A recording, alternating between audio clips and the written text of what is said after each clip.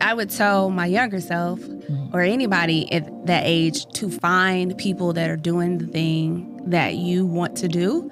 Not just on the talent side, but behind the talent.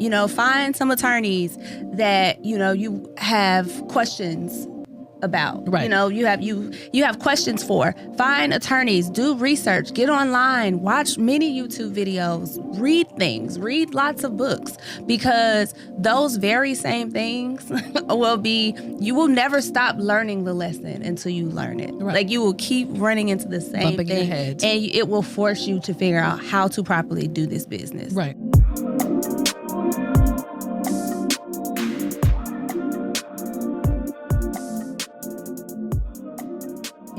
Working in the entertainment industry, people are always asking me, how do people balance the creative with the business? Like, people always want to peek behind the curtain. And today I'm so excited with this episode of the Thank Me Later show with me, your host, Jeudi Thornton, where we help you master your money and transform your life. You're going to get a peek into the backside of the industry with one of my really good friends who's on the creative and business side, Kirsten Daniel. Welcome, Kirsten. Thank you. I'm so happy to be here talking with the one and only. The one and only. I appreciate that.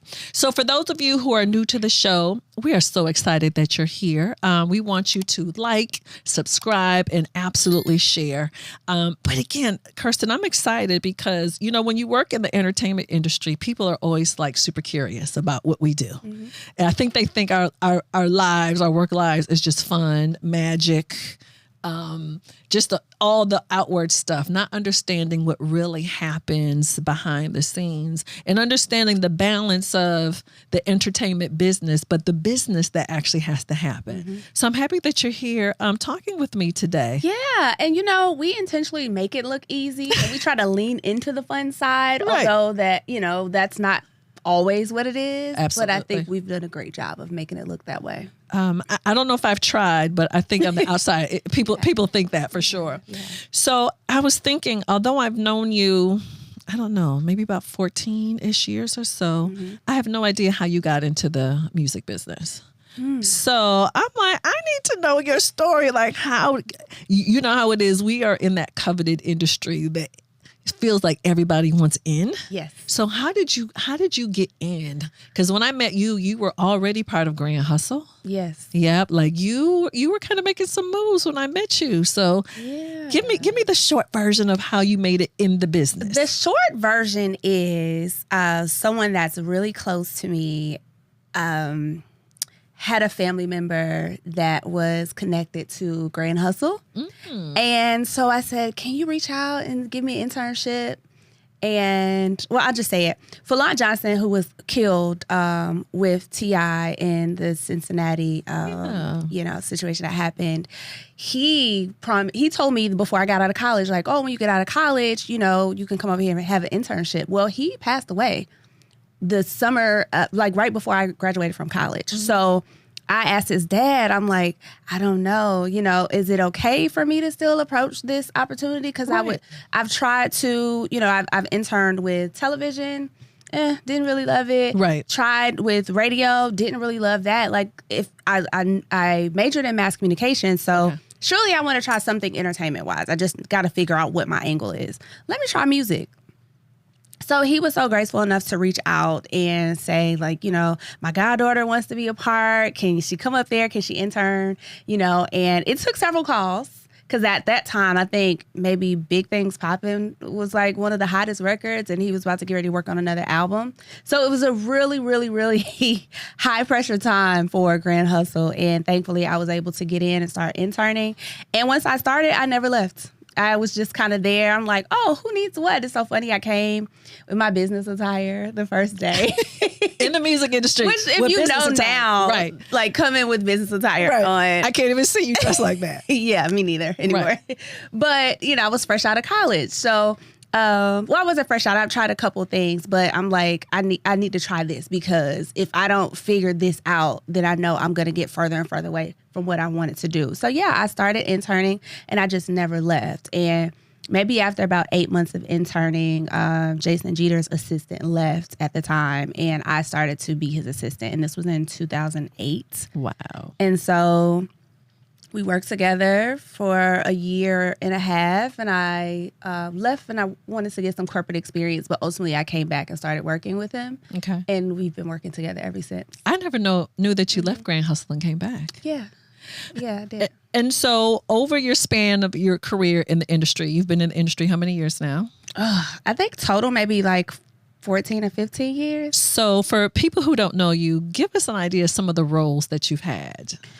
Oh, goodness. So what did you know, it's so funny because I think then you didn't really name things. You just did You things. just did it. You know, so I remember styling, being paid as a stylist. Right. I found the checks up the other day. I was paid as a stylist for a video shoot. Right. I, of course, helped route tours before. Let's see, tour routing, stylist, assistant, of course, show booking, working at clubs, working, helping to kind of Manager. Yeah, manager. Yes. Also creative director. Oh my gosh, producer. Right. Video producer, content producer. Shoot, so many things. And for those, for the people who are not within the industry, because people always think that it's hard to get in, and it's hard to get in by design. Yeah. What advice do you have for people who are like, girl, you just made one phone call and you got connected to Grand Hustle and then you were in the mix? It sounds that easy, but Right. it was a lot of people that came through there. But it's like, do you have the resilience to get through what you will have to go through? Absolutely. The truth of it is, I'm not going to say what I was paid, but it was little. Right. By the time I started, I worked Right. for a while without getting paid, but that's just a part of paying your dues in the industry. No question. If you're not willing to pay dues or be paid minimum, what are you doing it for? It's just an industry where you kind of have to prove yourself. And that's not to say that it's always fair, but that's just what it is. And I do think that it just kind of grooms you to be prepared for more high level involvement in the industry and in the business. Because the higher up you go, even when you're working with multi-million-dollar clients, it will still sometimes feel like as much as you may be getting paid, it may not be enough for what you have to experience. Right. So, I made a phone call. It took a while, of those calls. I was very persistent. They said call at 2:00. I was calling at 2. Right. I was showing up. I was like, oh no, this is what if I feel like I'm looking stupid, it doesn't matter. I'm going to look stupid because this is what I want, and it paid off. But I will say, making sure you come in the door ready to work. I did everything that was asked. You were a gap filler. Oh yeah. When I met you, because remember when we met? Yeah. What show was that? It was Carl Thomas. We did a High Level Media Group was the name of the company with Jason, Shaka, and Bernard. Yes. And so they were putting together this group to start producing tours. Right. And so that's when I met you, because you were handling, everything for the tour. And, that was my first time really working with a tour directly. Gotcha. We had always worked with CAA or whatever the booking agent was at the time. Right. But that was my first time being very hands-on with the booking and, the organization of the tour. And yeah, I could kind of see what needed to happen and figure out a way to communicate and make the things happen. Mm-hmm. That's why I knew when I met you that I knew you would do well in this business, because you were a gap filler. And, you do meet a lot of young people coming into the business and I don't do this. I don't do that.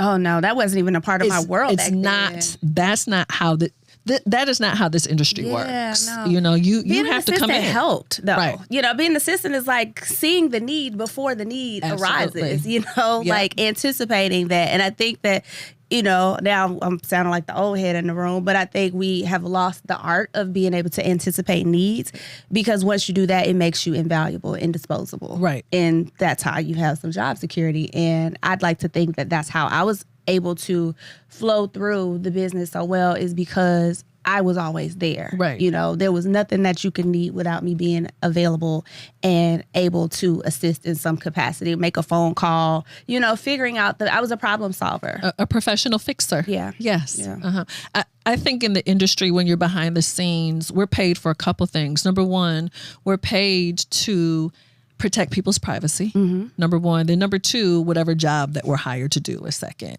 And you might have to do like 3 or 4 other jobs to kind of help fill the gap for sure. Yeah. Or more. Right. Or more. So I want to talk to you about working in the creative business, because what has been challenging for me being an accountant in the business, I'm like, why do people think that they don't have to be business minded in this business? That creatives think that they can just be creatives and they just kind of float around and not embrace the business side of our industry. Has that been your experience too? Oh, definitely. I think on both sides of it, you know, it's been my experience. I think it's because we stumble into talent. We discover what our talent is and we start doing, especially now in the world of social media where there's a camera everywhere. Right. You see talent happening, you don't see the process. So to not see the process means that like, oh, I pay somebody else to do that. Well, actually, you don't have enough money to pay nobody to do that for you. So, and it takes a while to get to profitability, you know? Amen. We learn that, oh, well, if I'm an artist and I get an advance for $100,000, now I have money to pay people. No, that's not a lot of money, you know? And those real conversations just aren't happening often enough for us to realize how much more money you actually need and how to utilize the money so that your business can work for you. Which means ultimately, you have to start the process of understanding the business. Yes. You got to understand what roles you need, who needs to fill those roles, and to learn the flow of how the business works. I am guilty as I participate in the business as a creative. I am guilty myself of not being the most efficient because I'm caught in the process of doing. I feel like I can kind of get by a little bit because that's more so like a side thing for me. Right. But as the capacity that I work in as management, I'm always trying to, you know, fill those gaps, working with business managers, working with attorneys, and making sure I'm communicating the proper flow and the proper process in order to ensure the advancement of my clients. So what would you tell your younger 20-year-old self? You know, and it's good advice for not your younger self, but just for young people who want to be in our industry of particularly when it comes to developing that business acumen, not just being in the industry, not just moving around, not just loving the music, but, you know, not being intimidated by having that literal business acumen. We are the business of entertainment. Yeah. I think I would tell my younger self or anybody at that age to find people that are doing the thing that you want to do. Not just on the talent side, but behind the talent. You know, find some attorneys that, you know, you have questions about. Right. You know, you have questions for. Find attorneys, do research, get online, watch many YouTube videos, read things, read lots of books, because those very same things you will never stop learning the lesson until you learn it. Right. Like you will keep running into the same Bumping thing your head. and it will force you to figure out how to properly do this business. Right. Yeah. You know, another thing that people always ask me about being in the industry, you know, we're always this. Yeah. Yeah. The high, the low. Album comes out, tour happens, boom. Now it's quiet, they record whatever's going on, which also means our income can be inconsistent. Yes. How have you been able to adapt to that? I have gotten to the point where I understand the process of making long-term investments in things and living below my means. So for everything that I want, if I want to take a fancy trip, I will sacrifice something. This is just this is like my personal, not punishment, but process for myself, you know? So I would say I'm not going out to eat, you know, or if we're going out to eat, we have to go to a little corner bar. I'm not spending more than $25 on a meal. Right. There's certain things that I would be really cheap about in order to, you know, like right now I'm getting work done on my house. I want to get work done on my house, so I can't do X, Y, and Z. And I think it's just really, knowing what you can afford, how much money you have. I got with an investment, with a financial advisor some years ago. And they were able to help me understand the best way to make my money work for me. Okay. And it took some time to understand, like, how to get ahead of. Because the thing about what I've learned in my process is getting ahead of the ebbs and flows. Right. Which is, like, saving more on the front end while things are coming in preparation for the season. The quiet. And I think it's also like we got to be realistic with ourselves too. Like just because you up now, you're not gonna always be up. You know, your client may be up now, your client may not always be up. Whatever your business is, you may have a year, you know, where you do millions and the next year do a couple 100,000. Literally. And I think it's just being very realistic about that and being able to be a lot more lean in your lifestyle and in, you know, the way that you operate your business in order to anticipate those flows. Right. So now that you're a veteran in the business. Is that what it's called? Do you consider yourself a veteran in the business? Not really. Yeah. You've put in enough time. I'll take your cosign. Okay, yeah. What I've noticed, this is my 29th year in the business. Wow. Veteran. Crazy. A real one. Yeah. And we should count those in dog years too, not like regular years. Because that's what it feels like. But one thing that I've noticed is most people who leave the business is not because they want to. They've been essentially put out of our industry. Mm-hmm. Now that you're not the 20-something anymore. Mm-hmm. You know, you've done more than 10 years, 15 years in the business now. How are you planning your transitions to either stay relevant or like, you know, when it's a good run to say I'm exiting stage left now, so you can manage it on your own terms versus the industry deciding when it's time for you to move on? That's a really good question because I'm thinking about that so much every day. Right. Okay. So first things first. Several years ago, like I did the thing of going through the process of figuring out what I like, what I didn't like. Okay. Let me manage some artists. Don't like that. You know, let me try this. Don't really love that. Let me go work for this company. Don't really love that either. You know, so I was not afraid to put myself in positions to try things, even when it was something that I didn't necessarily aspire to do, but like I felt like, let me see. I'm a person like I got to experience something before I know if I don't want to do it. Before you finish that, were you encouraged to do that, or did you feel like people thought you were being crazy or fickle trying different things? I think that some of it came out of necessity. There was a situation that I was in where the company dismantled. And I had to figure out what was next. I wasn't going to wait on them to figure out what was next for me. Okay. I had to go through like, okay, where do I go from here? And it was a prime opportunity for me to try managing artists. I've worked with so many artists, like surely I can do that. Right. Well, I decided that wasn't the best. That wasn't the best relationship for me. I tried it several different times with different artists who were all great, but it just didn't work. It doesn't work for me and my personality. And so working at these jobs, I think people did also see it as a little fickle because it's like, you know, one thing I have always been strong at is marketing. So I'm like, well, it's all kind of in the name of marketing. Even artist management, it's a lot of that, especially in the beginning. So it felt still on course for me. So I tried all these things. They didn't work. And I eventually ended up working with a producer who I'm like, we locked in. Like, this is my niche. This is where I belong. And so figuring out what has worked, and now our relationship has been like 6 years now, which has been great. And I'm continuously building there. So on the music side, that's a place that I've gotten to where I realize like this works for me. I'm good here. I understand the type of relationships I want to have here, and I understand this business. So I figured that out on the music side. But in terms of weathering the storm, like you say, people have been put out.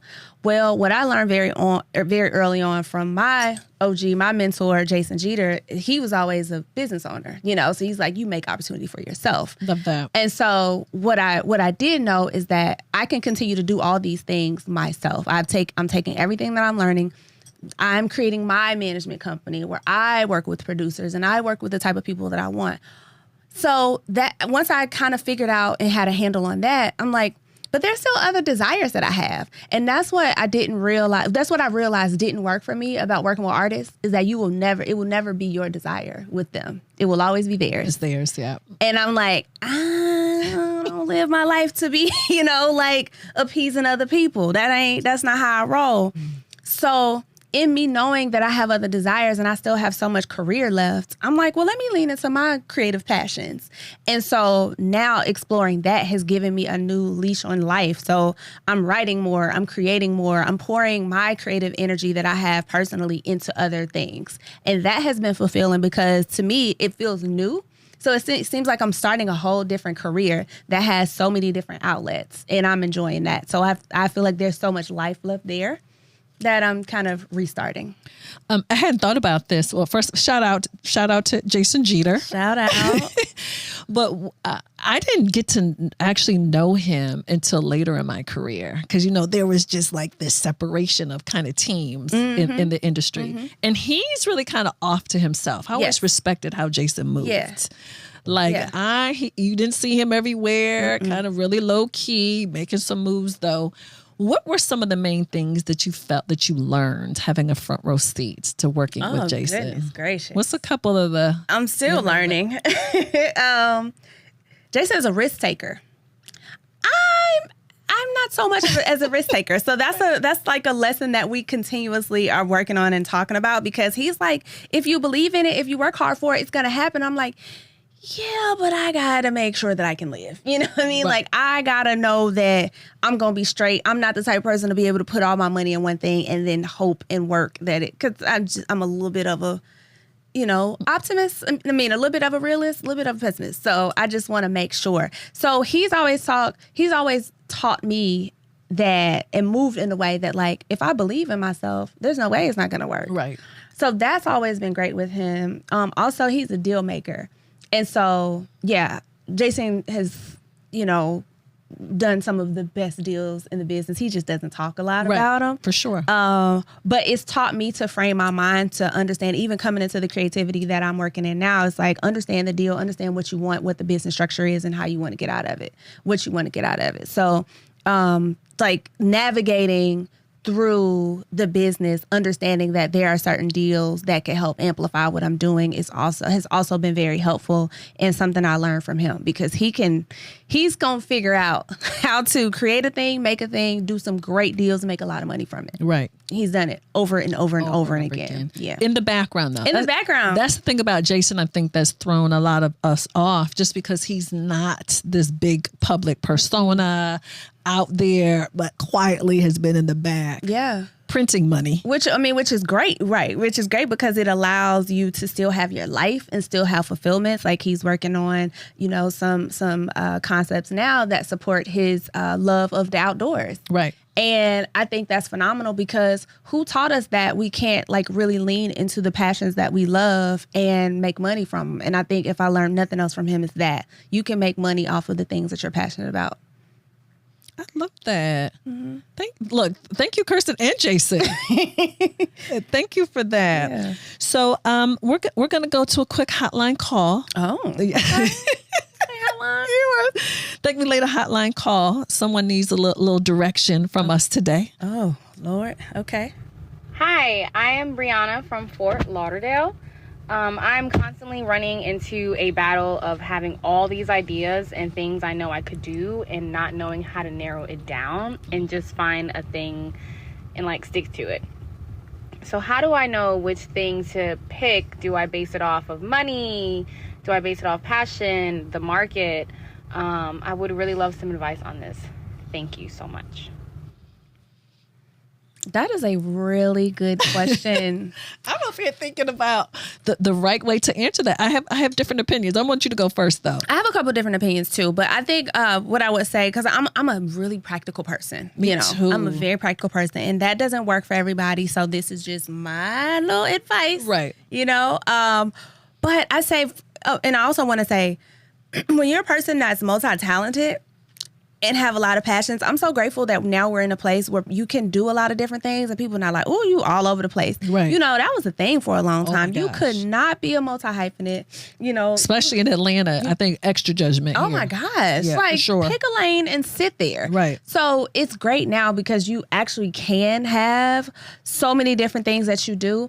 But I would say, just because I'm pretty frugal and I am very practical, is like, do what you can afford. You know, I am not the type of person that's gonna go broke trying to fund a passion. That's not me. I'm gonna do what I can. When I don't have no more money, I'm gonna stop doing it. I'm gonna do something else that's free. You know, whatever that you can do for free to help you, not for free, but if you can make money without putting any money into what you're doing, consulting, crafting, whatever that is, figure that out first.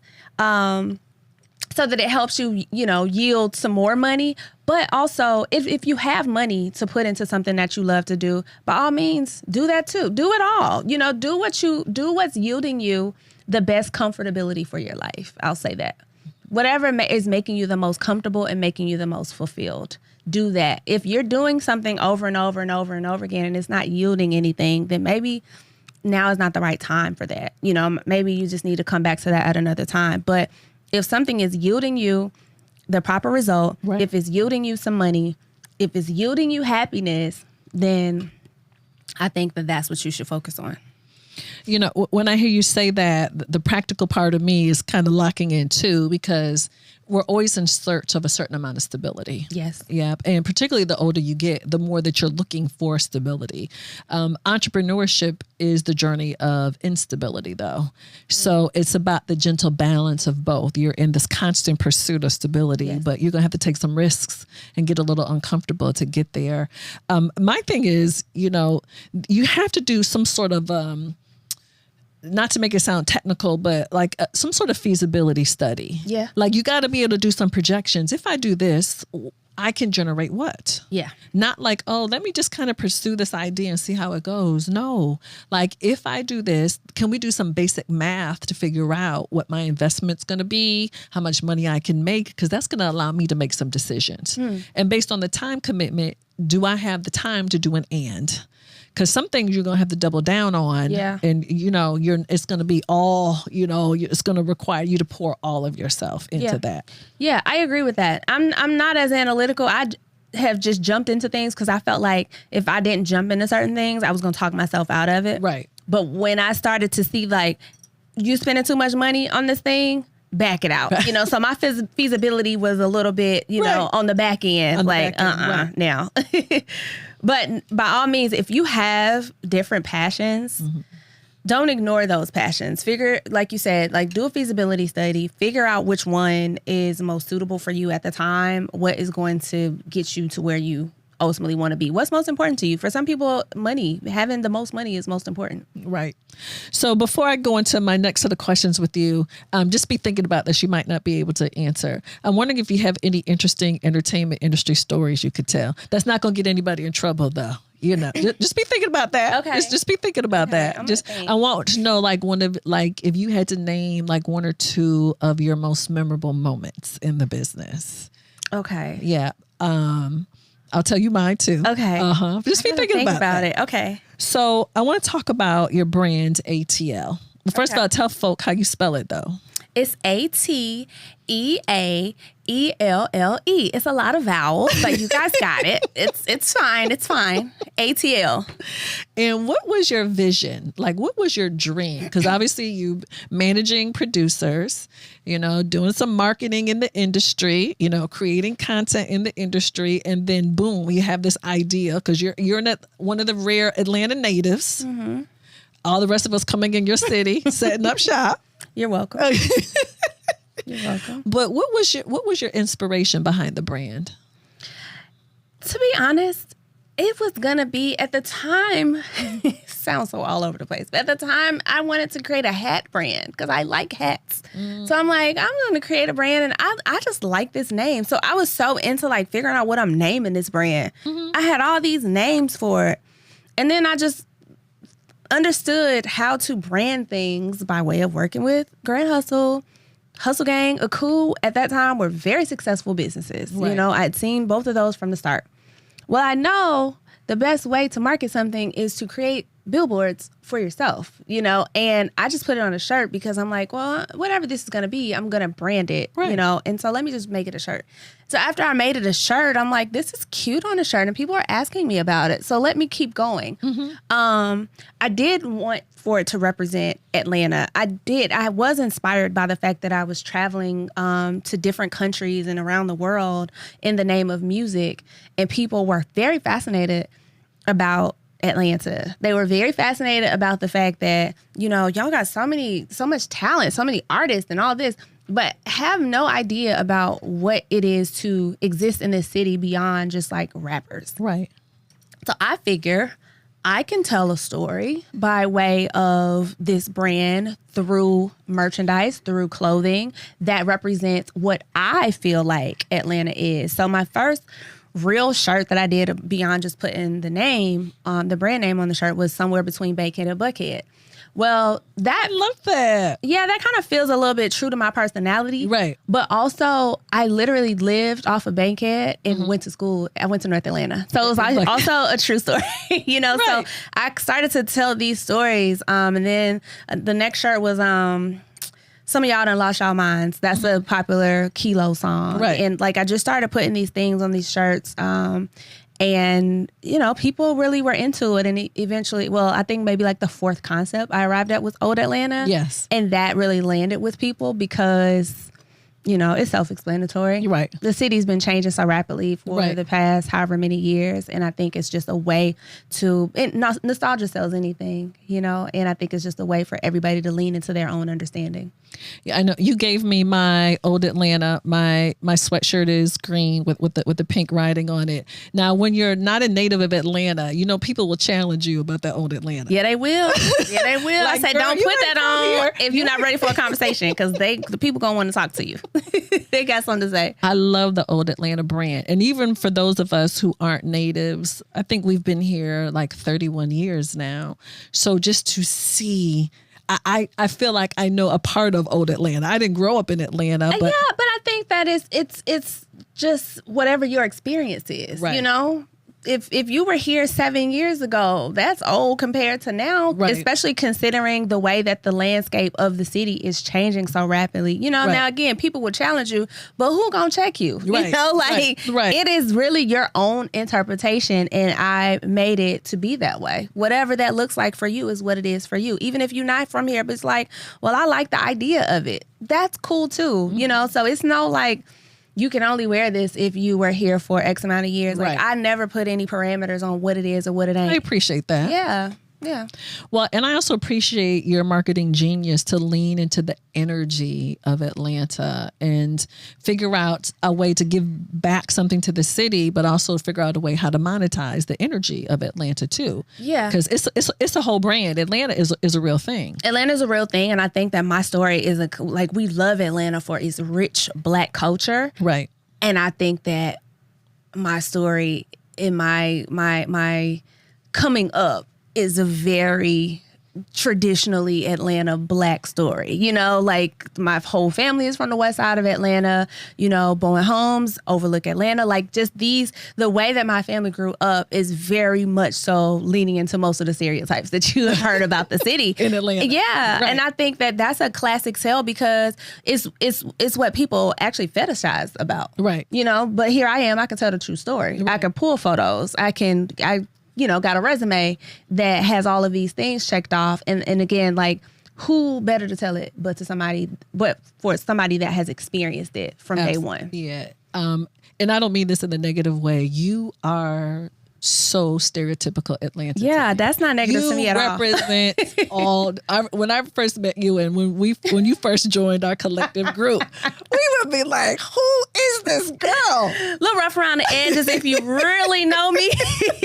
If you really know me, I done got polished a little bit. Girl, A little bit. girl, you were hilarious. But I appreciated how you owned it, but you could lean into it. But also that marketing mind was just click, click, click, click, click, thinking of what to do. Again, how to lean into it and eventually how to monetize it. So thank you for my little pink and green Old Atlanta. You're welcome. You know, I was reluctant to make that color. I know. Miss Delta Sigma, thank you very much. Crimson and cream all day.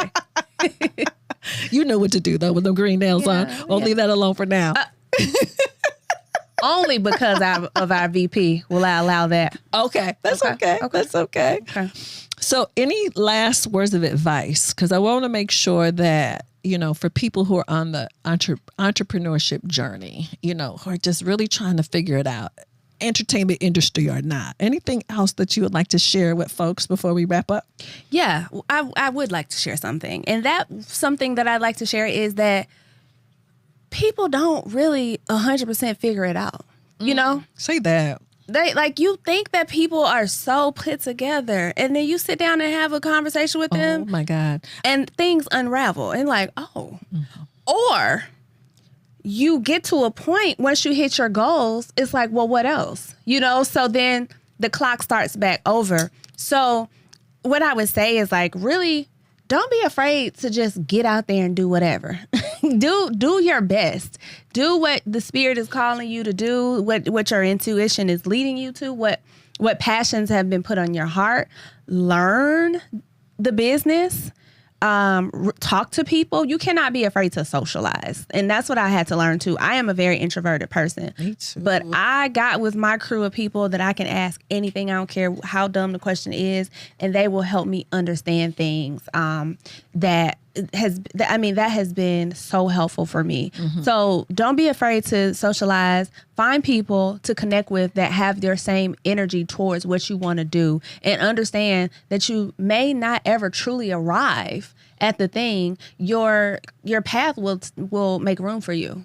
It will take shape as you continue to go along, and don't be afraid to lean into the shape that your path makes for you.